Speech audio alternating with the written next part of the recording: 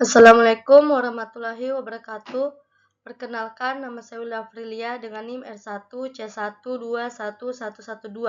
Di sini saya akan mempresentasikan tugas saya yang berjudul Morfologi Gua Laut dan Tebing Pantai di Pantai Taipa, Konawe Utara, Provinsi Sulawesi Tenggara. Jadi, Pantai Taipa, Kabupaten Konawe Utara ini memiliki berbagai fitur morfologi yang menarik, seperti gua laut dan tebing pantai. Jenis morfologi pantai Taipa ini menunjukkan ciri khas pantai tropis dengan kondisi lingkungan yang relatif alami dan mendukung aktivitas ekowisata. Yang pertama, gua laut. Gua laut adalah rongga atau ruang alami yang terbentuk di tebing pantai akibat proses erosi oleh gelombang laut. Gua ini biasanya berkembang di sepanjang garis pantai yang memiliki tebing berbatu, terutama pada area yang batuannya relatif lunak atau memiliki retakan yang ilmiah. Proses terbentuknya gua laut. Yang pertama, erosi oleh gelombang, di mana gelombang laut yang terus menghantam pantai menghasilkan proses abrasi, yaitu pengikisan batuan tebing. Partikel pasir dan kerikil yang terbawa gelombang mempercepat proses pengikisan pada titik-titik lemah batuan, seperti retakan, celah, atau batuan lunak. Yang kedua, tekanan hidraulik, di mana gelombang laut yang masuk ke dalam celah atau retakan menghasilkan tekanan hidraulik, yaitu kompresi udara dan air di dalam retakan. Tekanan ini menyebabkan batuan pecah atau melemah seiring waktu, memperbesar retakan tersebut. Yang ketiga, kavitas awal. Retakan yang semakin besar membentuk rongga kecil di tebing pantai yang menjadi awal dari gua laut. Rongga ini terus membesar akibat gelombang yang masuk dan membawa partikel abrasif. Keempat, pelebaran dan pemanjangan. Proses abrasi dan tekanan hidraulik memperlebar serta memperdalam rongga, sehingga menjadi gua laut yang lebih besar. Bentuk gua laut dapat bervariasi tergantung pada pola retakan awal dan jenis batuannya. Yang terakhir, pembentukan fitur tambahan. Jika terdapat mineral seperti kalsit di dalam batuan, bisa terbentuk stalaktit dan stalagmit akibat proses presipitasi. Kadang-kadang gua laut dapat menjadi gua tembus jika erosi berlanjut hingga menembus tebing. Selanjutnya, hubungan morfologi dengan ekosistem. Yang pertama, habitat biota laut, di mana gua laut ini menyediakan habitat unik untuk berbagai biota seperti ikan kecil dan organisme karang. Lingkungan gua yang terlindung sering menjadi tempat berlindung bagi spesies endemik atau spesies yang sensitif terhadap cahaya dan arus kuat, seperti kelelawar. Yang kedua, kehidupan mikroorganisme. Kondisi lingkungan gua ini yang lembab mendukung pertumbuhan lumut dan mikroorganisme yang menjadi bagian penting dalam rantai makanan ekosistem laut.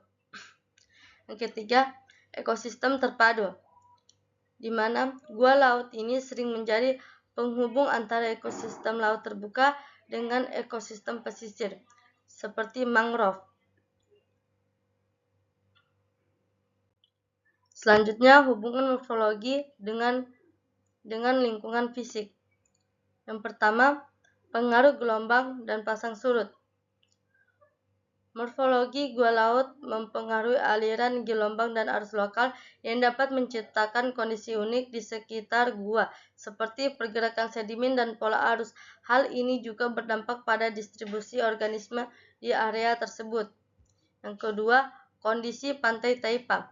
Pantai Taipa dikenal dengan keindahan pesisir putih dan ekosistem pesisir yang terjaga.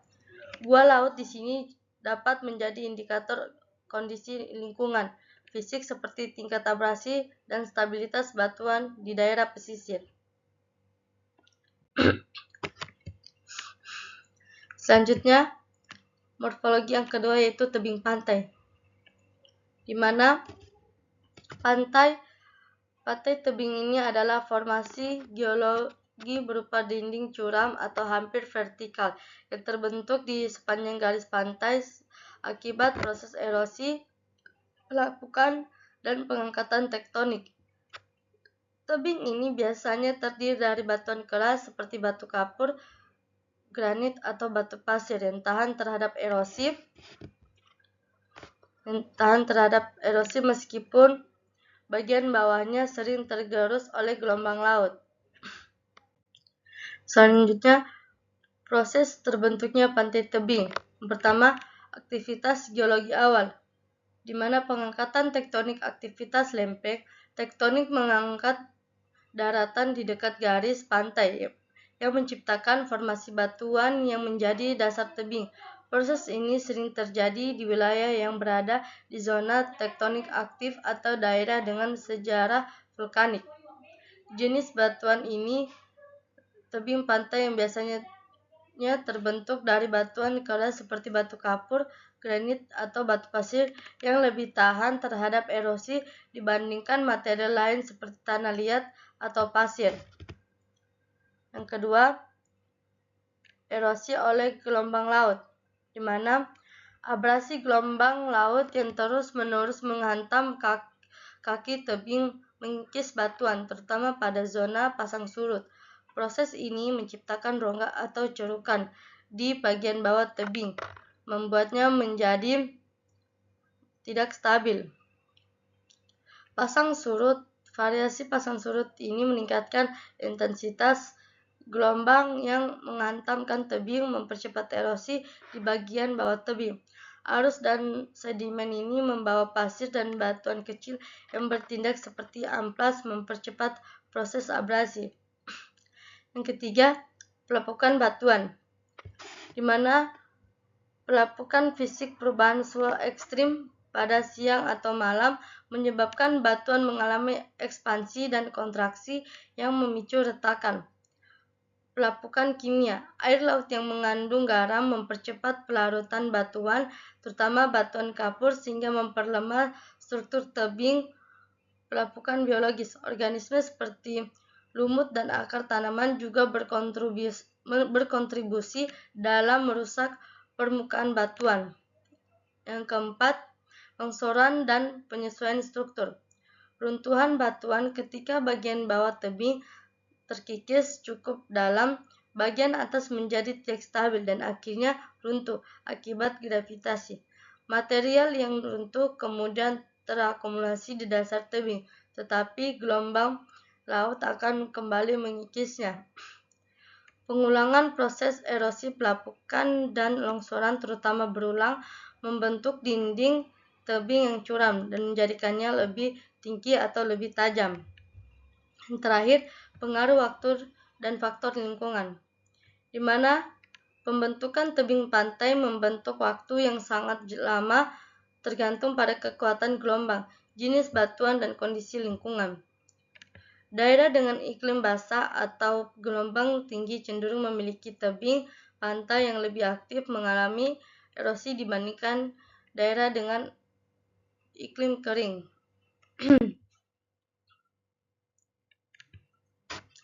Selanjutnya, hubungan morfologi dengan daerah sekitarnya, yaitu ekosistem.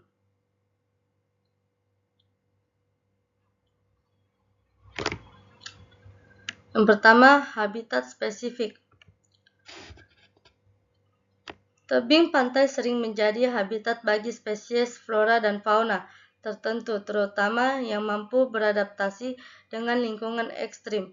Misalnya tanaman yang tahan terhadap salintis tinggi dan angin kencang, serta burung laut yang bersarang di celah-celah tebing.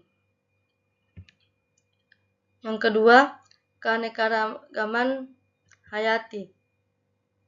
Ekosistem tebing pantai mendukung keanekaragaman hayati lokal. Di pantai Taipa, tebing dapat menjadi zona transisi antara ekosistem laut dan darat yang kaya akan spesies unik. Yang ketiga, perlindungan ekonomi laut. Tebing pantai dapat melindungi ekosistem di di bawahnya seperti terumbu karang dari dampak langsung angin atau gelombang besar.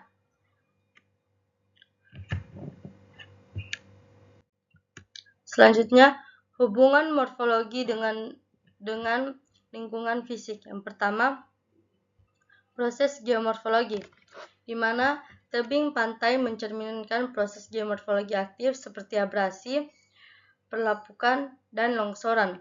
Hal ini dapat mencerminkan proses geomorfologi aktif seperti